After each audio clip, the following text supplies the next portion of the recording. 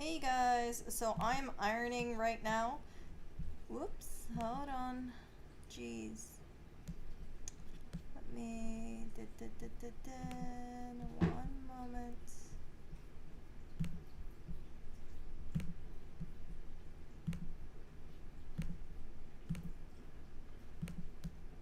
Okay. So I'm ironing right now.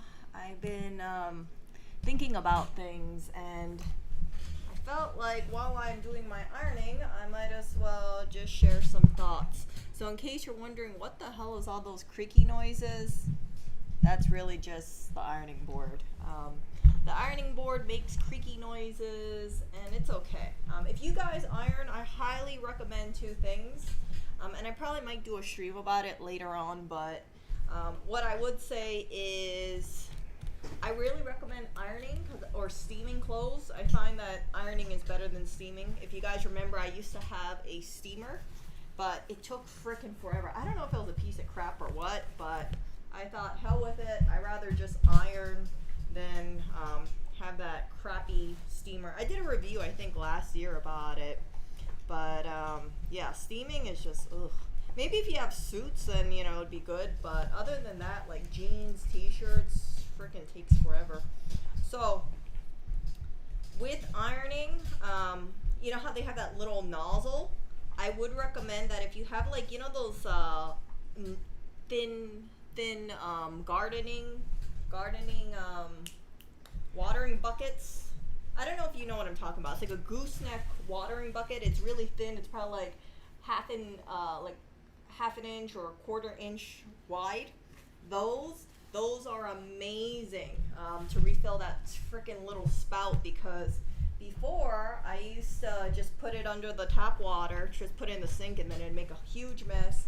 And finally, after how many times, I think about 7 times of ironing, I finally realized, hey, you know what, Erica? Why don't you use that little plastic watering skinny nose bucket that you have, because maybe it'll work. And sure enough, I did it today and it worked. And usually when people iron, oh my goodness, look at this. So usually when people iron, I am so sorry, you guys. Usually when people iron, they don't talk about this stuff, but I feel like, hey, it's good to just kind of keep that kind of thing in mind. So let me see, one moment. Yeah, this is not the most pleasing stream to listen to. Let me find this. Where am I? Am I here?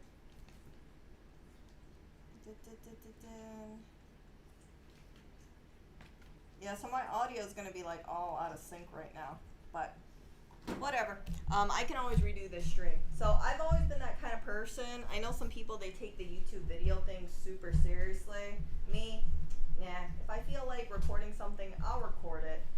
I'd rather just have something out rather than just kind of like let it marinate in my head too long and then I forget all about it. And since I'm ironing, again, I might as well just do two things at one time. So, sorry about that thing earlier, and I'll probably do a walk and talk later today, so you'll just hear me rehash this.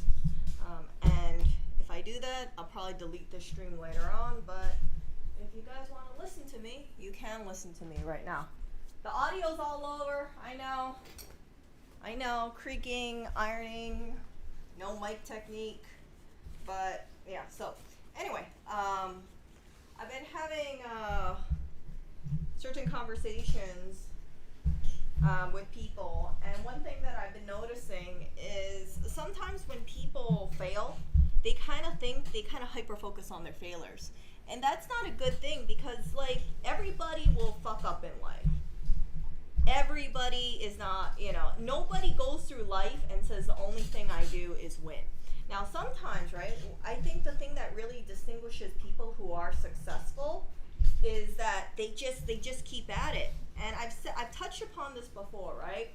But you gotta accept that if you go through life, most likely you're not gonna be like, oh, I woke up today and I looked up perfect. I ate perfectly. Whatever I do is perfect. Oh my goodness, I gotta these jeans, I'm not even gonna iron them. I'm just gonna go straight to donation. They have a hole in them.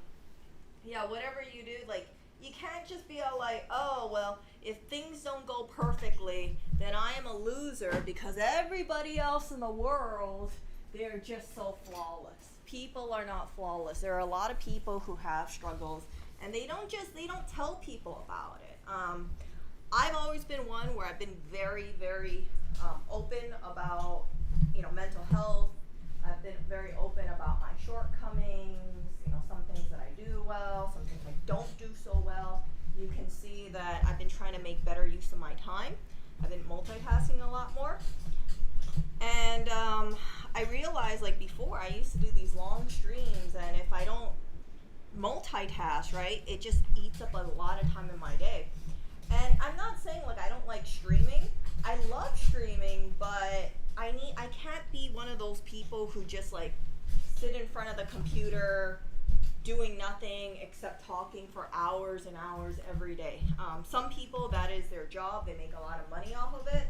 For me, I've been very frank about with this. I only make about 25 cents, 50 cents a video. So I have to think to myself, like, okay, Erica, it's great to talk and all, but at the end of the day, you do this as a hobby, and it's always been seen as a hobby. I think that sometimes content creators, they burn out because they just chase the money, and then if the views go down, then they get all stressed out about it. Or if they're a new content creator and they say, oh, well, how come the money's not rolling in? I'm putting time every day to make this content and nobody wants to see it. I fucking give up. Oh my goodness, I'm such a loser. And here I am, 2 years later, I have over 1,000 something videos, and even though by all definitions on YouTube, I could be construed as a total loser, a total waste of time making these streams, I keep going at them because my thinking is if I help one person in my life because of these streams, it's completely worth it. It's completely worth it. I don't do this for the monetary gain from it, because if I wanted to focus on the money, I would have been gone a long time ago. I would have been like, I must suck as a human. I can't be a YouTuber because I'm not raking in millions and millions and whatever you big content creators make. I don't know, some of these content creators make a boatload of money, right? Like PewDiePie, he's probably like rolling in cash. That Nick Cotto avocado guy makes a lot of money too. But me, no, 100, 200 views. I can't even afford to buy the freaking cat food with my monetization. That's how little my monetization is. And you know what? It's okay, because I know people would say, just make more exciting content, but I never went into YouTube to be, to kind of just be thinking like, oh, I'm going to be a super popular YouTuber. I want to actually maybe make people think, maybe make people think about certain things. I know my flaws, I know I repeat myself, I know that I don't have mic technique, but I think message is more important sometimes than certain things. So if you guys are going through anything and you guys are not doing so well, remember, it's better to just like keep going at it than have this regret and say, well, maybe if I kept at it, I would have had a different thing. And that's one of the reasons why I'm very, very vocal against people who give up on their life. I've known several individuals in my life, unfortunately, they took matters into their own hands and really they murdered themselves. And one, I've shared with you guys, like, I had a friend named Jordan, and he OD'd, and it's still, it still affects me. I still talk about him because I kind of think to myself sometimes, like, man, all the stuff that happened to him was just crappy. And he passed away, I think about 5-6 years ago, I think, something like that. And I think about him way too often because I kind of think like, man, what would he be doing if he was alive right now? How different would his life have been? I'm sure it would have been a a much better place, if he had that fighting spirit. But the truth of the matter is he gave up on himself. And when he gave up on himself, that's when things fell apart. So, by all definition, during that period of his life, he would be considered a loser. He made a number of mistakes, but I think if he just focused and said, hey, I gotta get help, I can't quit on myself, he would be around. And yeah, so sometimes, right, people react to pressure and they react to stress in a different way. If you fall short on your goals, or if things don't go the way you want them to, you can take it out on yourself and you can call yourself a loser or an idiot all day, all night. But if you're not actively doing anything, nothing changes, or worse, things get worse because time clicks on. And I've told you guys, I've lost like 10 years of my life because of depression and anxiety. I'm not proud of it, I feel embarrassed about it, but what can I do about it? And I thought to myself, I can keep certain details of my life within, or I can be open and frank about it and use it as like, hey, if you guys notice certain patterns within yourself, as tough as it is, you gotta move forward, because if you don't move forward, you will see life pass you by, and as time goes on, you will feel crappier and crappier and shittier, and you will say, oh, I really do feel like a loser. I really believe I'm a loser. Yeah, 1 year passed by, 2 years passed by, and it sucks. It really sucks. And that's why you see me a lot more brave about certain things. I try to do multitasking things. Yeah, I still have periods where I get a little funky, but I tell myself like, okay, you know what, Erica, just like take a breather for about 5-10 minutes, maybe take a breather for an hour, but you gotta keep moving, because if you don't keep moving, then you're gonna live in your head and life will pass you by and it won't be good. So, right, I got to do my walk and talk, but right now I'm ironing. I could just not do anything. I could just like lay in bed all day, but I don't want to do that. I've done that way too long. So that's why you see me do certain things, and that's why you see me turn kind of preachy, because I know that, I've listened to so many of those like freaking motivational stuff, where they say, you just gotta do it. And you hear people talk about it, but you don't really understand, or maybe it doesn't hit you about how deep that meaning really is. Like, just do it sounds kind of like, okay, whatever. Okay, I know, just do my goals, right? No big deal. But if you've actually lived in depression, if you've actually lost a considerable amount of your life because of fear and because of like low self-worth, that feeling of like, oh my gosh, it's embarrassing. So that's why I've always been like, having this kind of thing where I say, yeah, I'm improving my life, and I encourage you guys to do the same thing. I know that sometimes people ask me like, why do you do these walk and talk streams, Erica? Why do you just show your feet? And the whole idea behind that is I want you guys to see that I'm moving, so it encourages you guys to also move as well. It's because like I can tell you exercise, or hey, I just went exercising, but I think that if you see me actively moving or just walking around for an hour, you'll say like, hey, you know what? Erica actually is improving, but she also freaking walks around really for about 45 minutes to an hour. Now, I haven't been that great with my walk and talk. I've been out and about more often, and as a result of that, I can be very honest, I fell short. But today I'm planning to do a walk and talk as well. My monthly period is coming to an end, so I might actually run today. I'm kind of excited about that. So yeah, when I'm cramping, I don't want to run, and if I don't want to run, I'm like, I just want to stay indoors and not move. It's terrible. If you're a woman and you have painful period cramps, you know exactly what I'm talking about. So I also messed up because I didn't take spirulina, and spirulina helps me a lot. So because I stopped taking it for a while. Like I said, I'm not perfect, right? I failed, It's like I had the repercussions of it, but I'm going back on track with spirulina. and leaving it at that way. So yeah, overall, right? Just don't give up on yourself, because the moment that you give up on yourself, like everybody else, like nobody is gonna have confidence in you if you give up. That's what I've learned in life.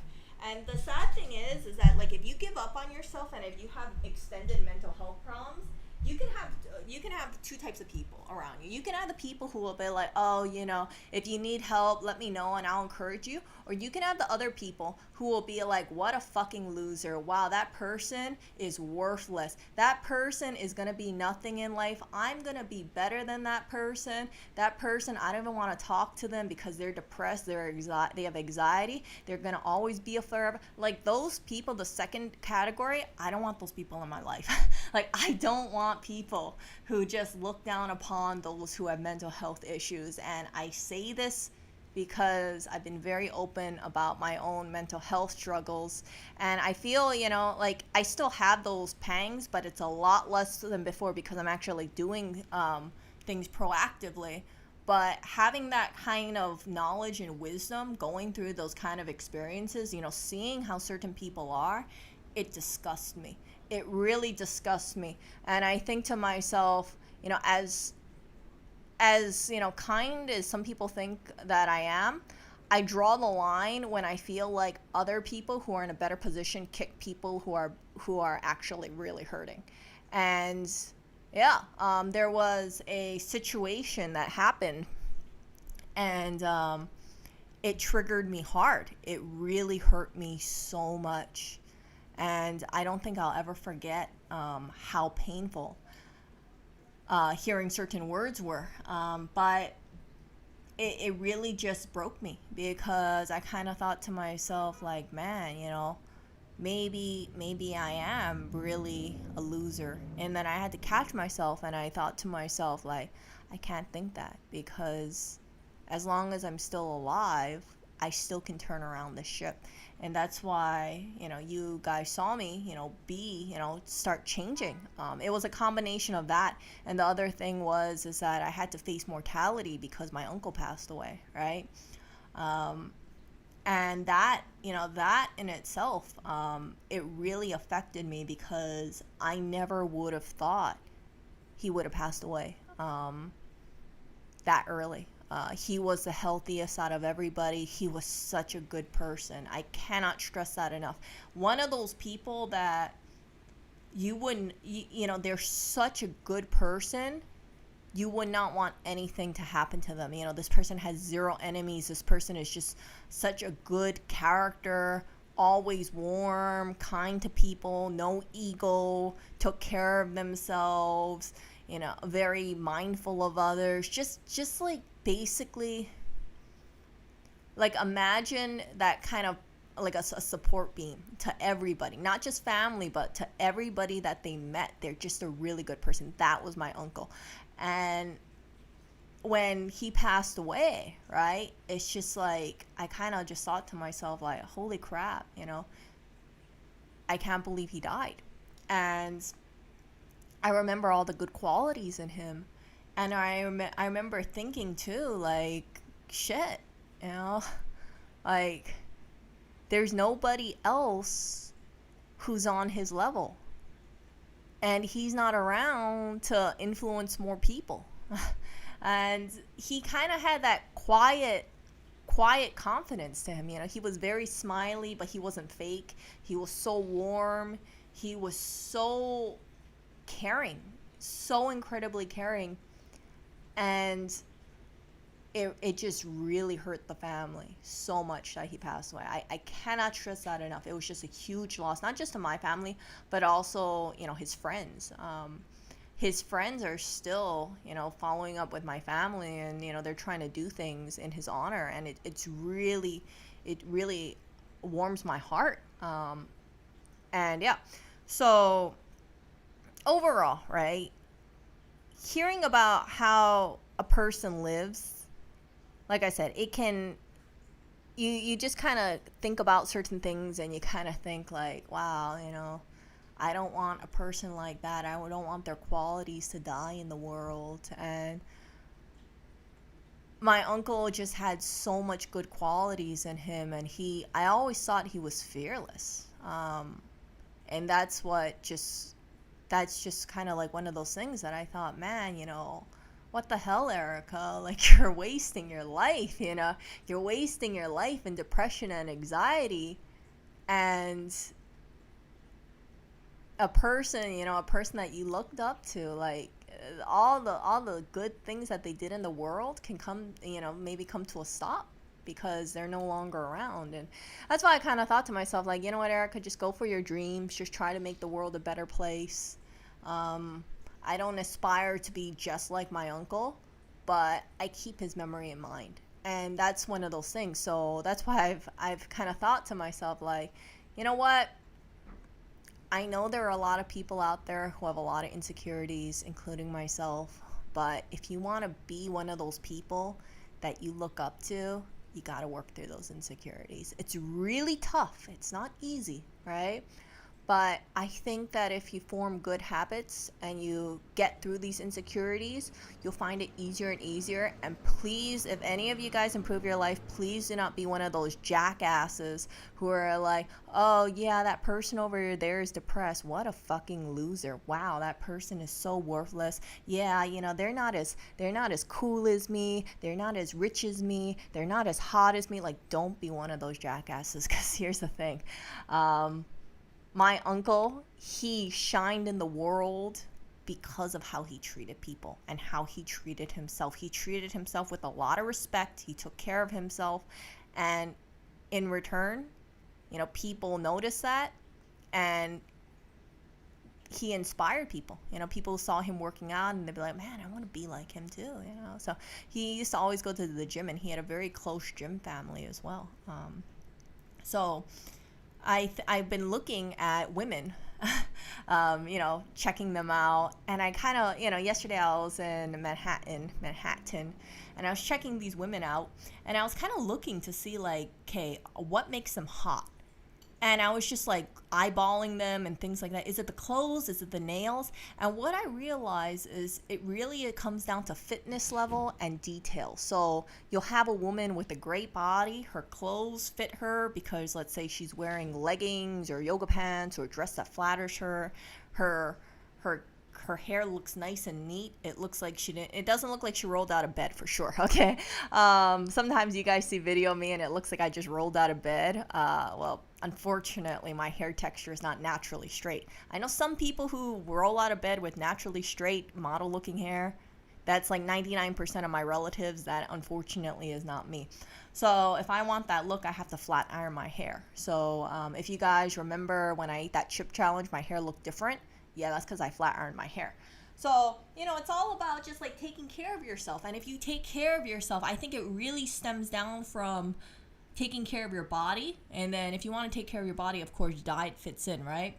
Take care of your body, take care of your teeth, take care of your skin, take care, like brush your teeth, floss your teeth. I've been not so great at flossing. I got to refloss again.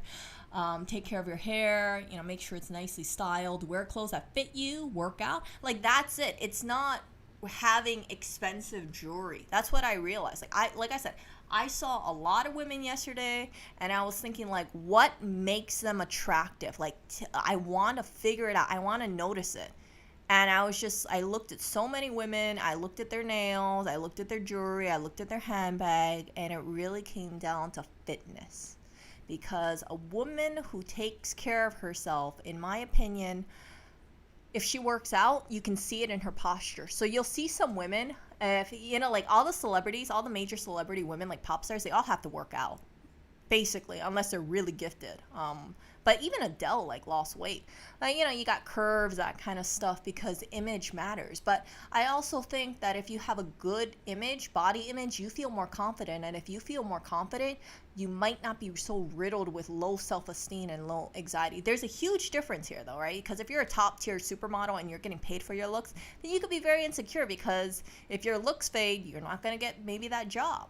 But for a lot of average people, we're not getting paid because of our looks. We're getting paid because of our skill set. But I think looks are important, because when you look in the mirror, you don't want to look in the mirror and say, man, I'm such a loser. I look like a loser, right?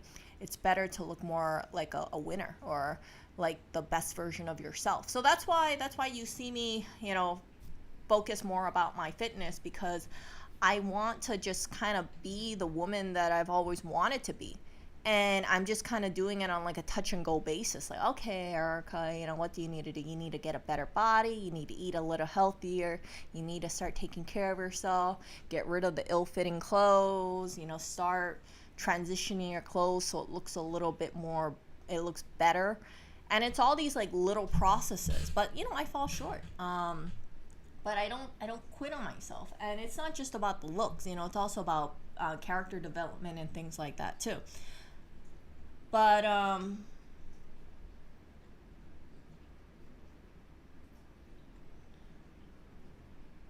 yeah, so I take care of myself too. I'm obviously taking care of myself, but I fall short, and I'm very transparent about me falling short, because I've seen too many YouTubers where they make these edited videos, and I'm not gonna diss them for it, but it's like I was self-conscious, and then I worked out for 30 days and I became an attractive person, and then that's the end of the video, right? But it doesn't really tell you about all the mindset things, because you can't put that in a short freaking video.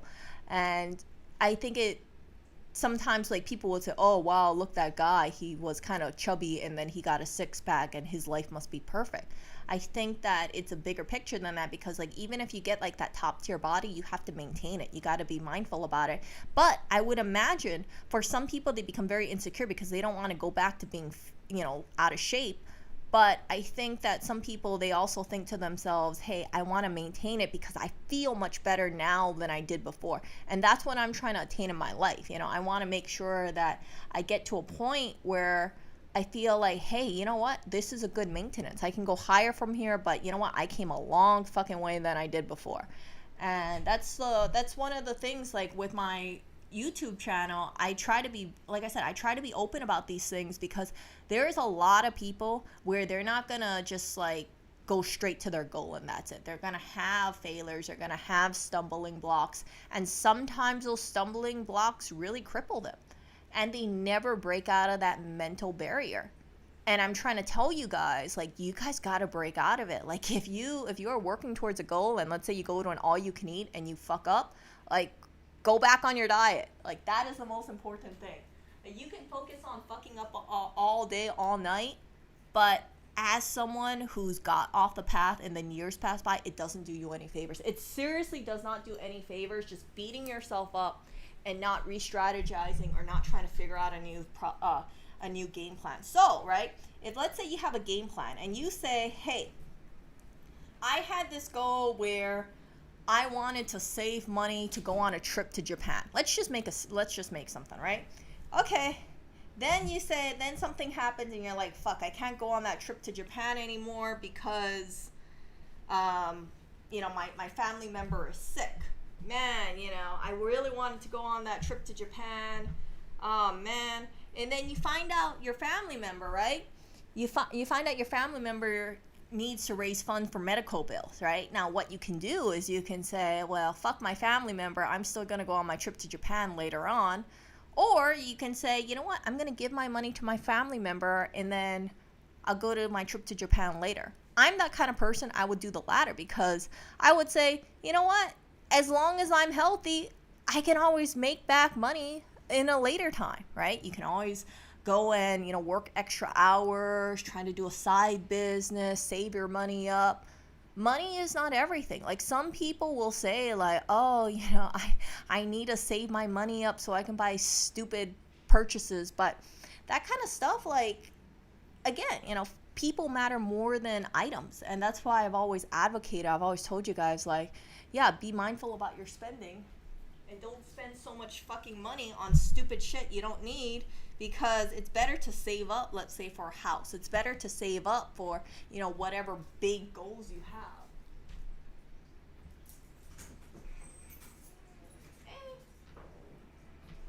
Okay. Yeah, so anyway, I'll do my walk and talk later because Lewis is home. And yeah. So yeah, sorry, I'm going to get going because Lewis is home right now, and I gotta talk to him about something. So yeah, you guys take care. And by the way, I'm done ironing. Yay! See